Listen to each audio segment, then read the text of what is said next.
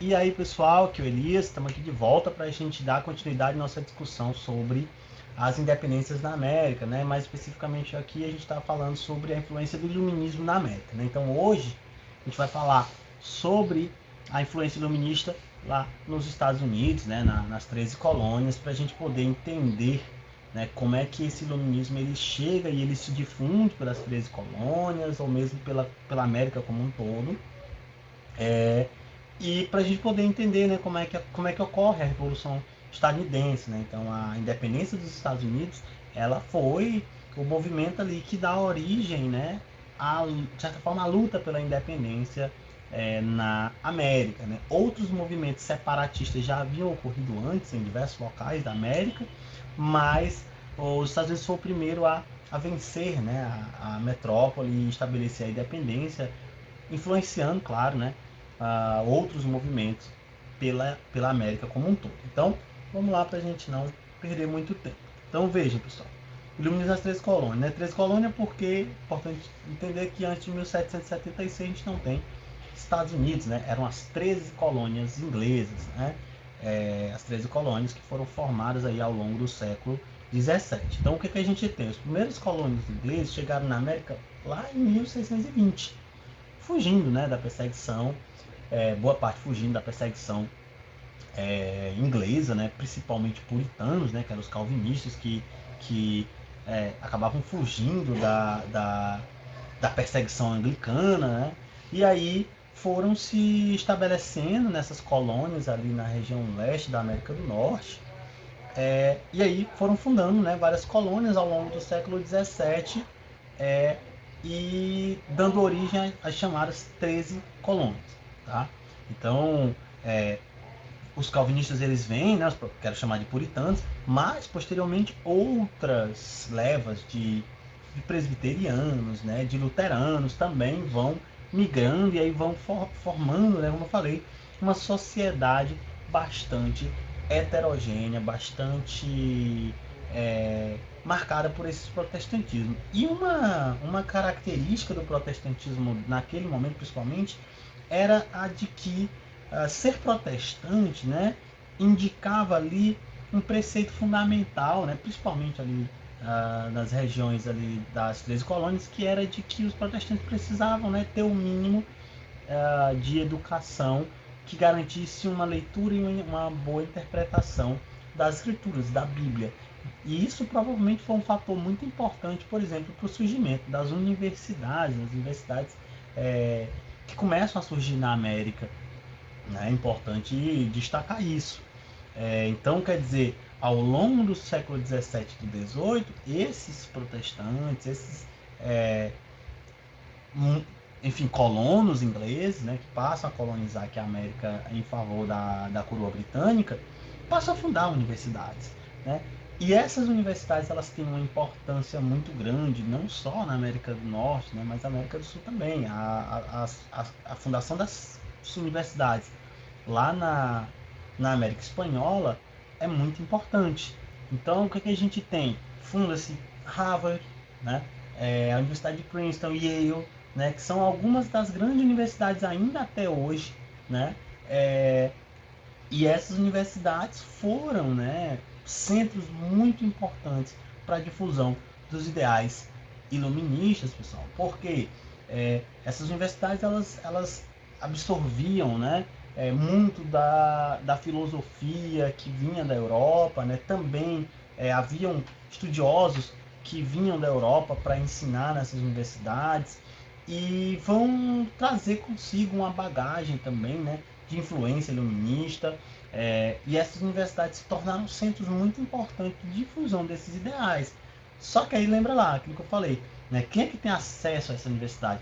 É o todo da população? Não, né? Principalmente as classes mais abastadas, principalmente a burguesia e os filhos dos burgueses, né? Que tinham acesso a essas universidades, podiam estudar, muitos deles chegavam inclusive a viajar para a Europa, onde também eram influenciados pelas universidades que possuíam essa influência iluminista.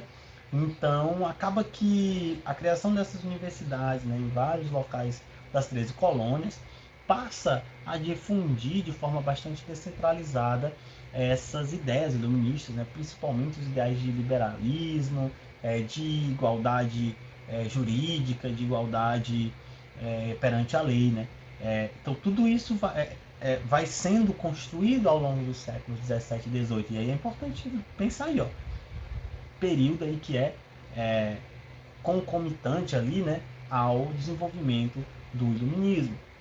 Então muitas dessas universidades surgem também em influência desse pensamento, tá?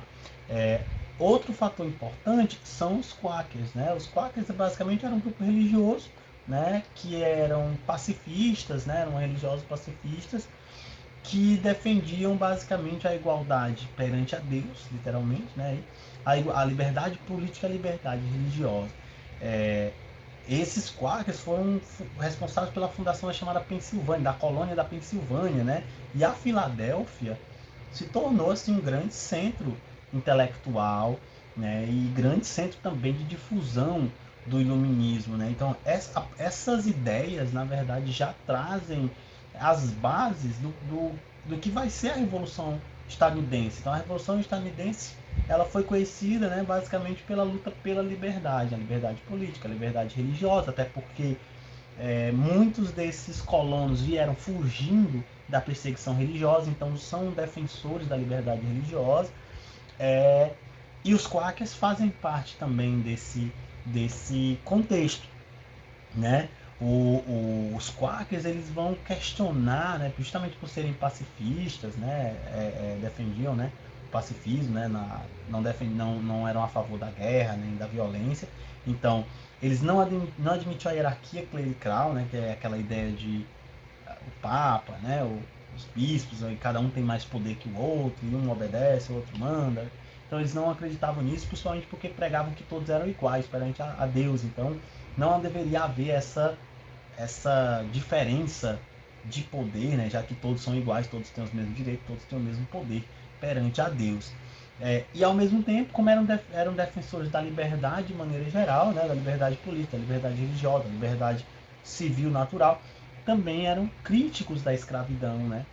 Enquanto que você vai ter a igreja, né, a igreja católica foi um fator muito importante que sustentou a escravidão, né, por bastante tempo, então eles vão criticar, né, a escravidão, vão questionar e, e vão defender justamente o fim, né, o rompimento com essa tradição de exploração.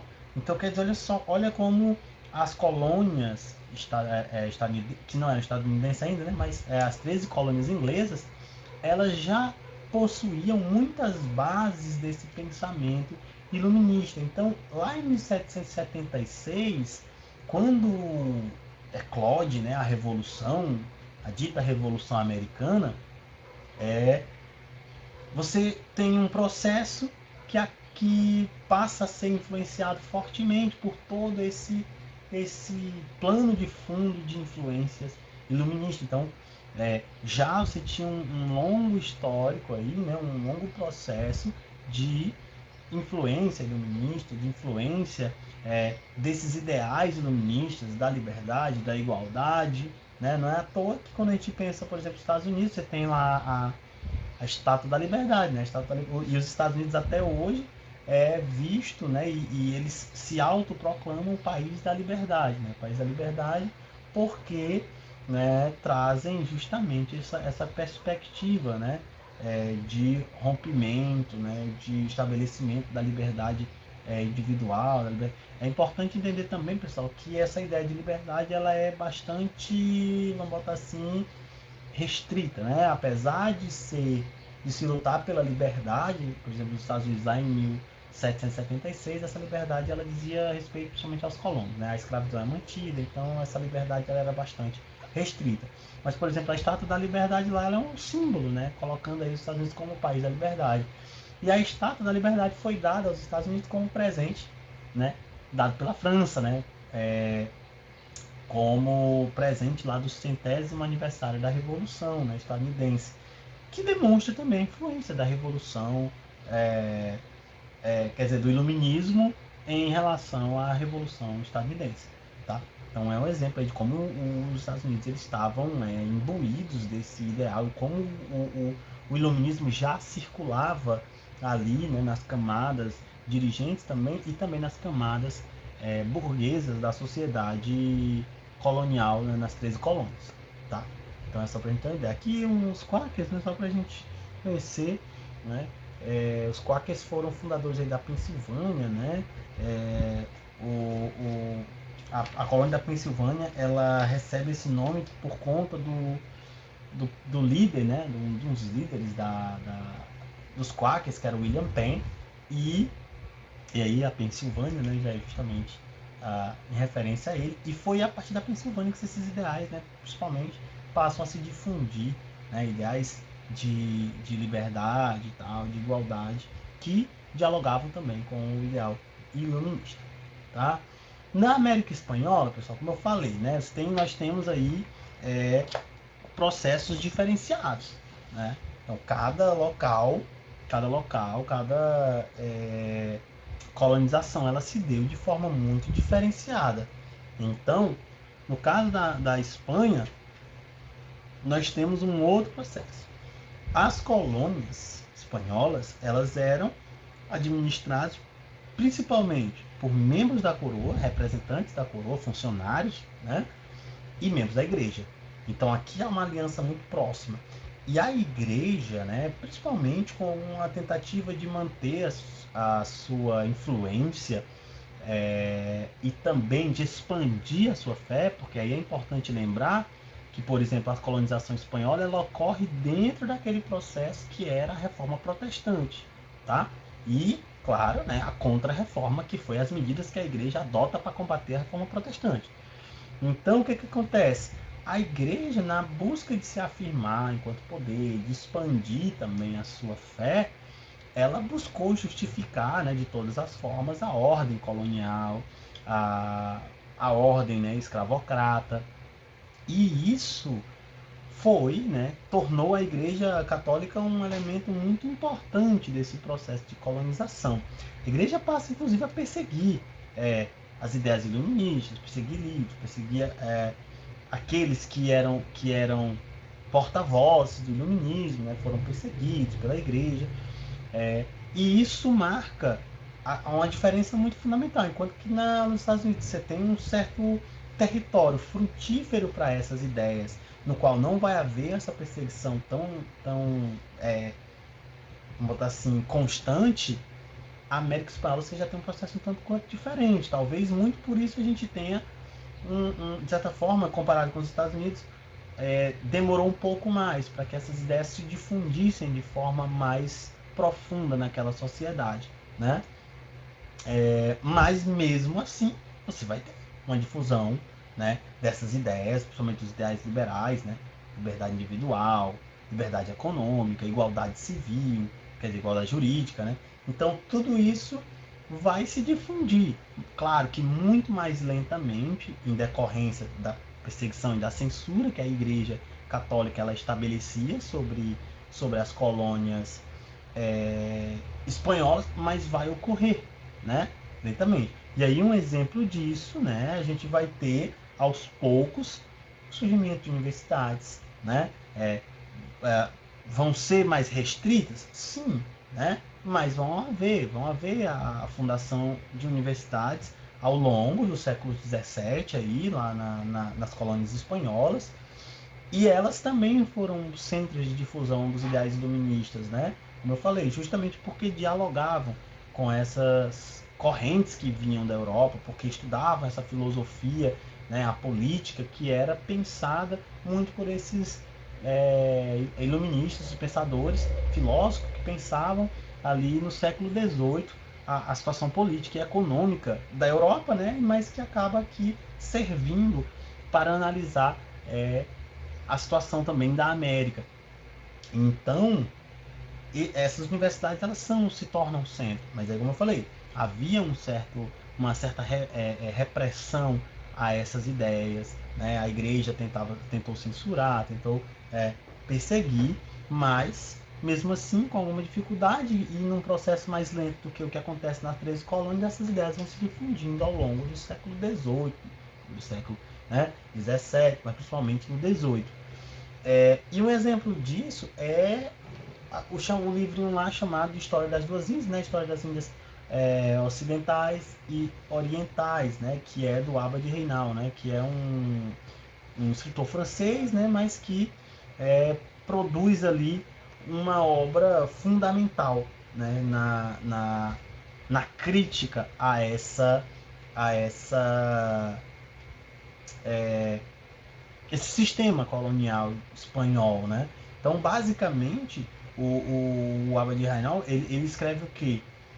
Ele defende, dentro dessa lógica, a liberdade dos povos. Ele foi um grande crítico da colonização, né, da própria escravidão também, e defendia principalmente o direito dos povos americanos à liberdade.